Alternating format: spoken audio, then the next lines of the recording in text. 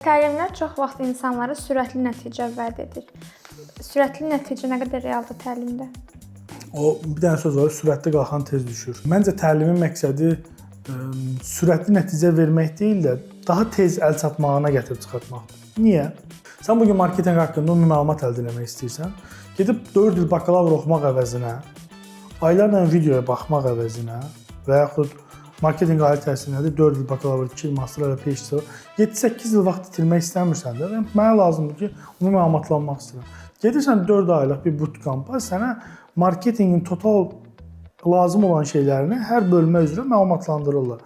Neyinədir? Səni sürətli şəkildə məlumatlandırdı.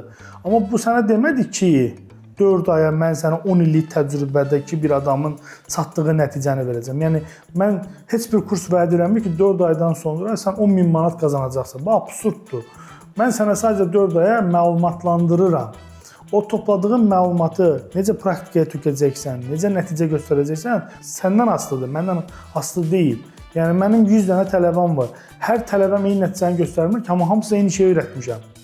Çünki sənin gedib özünün təqdim etmə bacarığın, düşdüyün komandada dostluq münasibətlərin, rəhbərinlə münasibətin, rəhbərdə özünü göstərməyin. Nə olsun ki, savadlısan, rəhbərinlə münasibətin yoxsa qabağa getməyəcəksən. Burada kursun nə günahı var ki? Bədbəxt kurs oturub yerində də.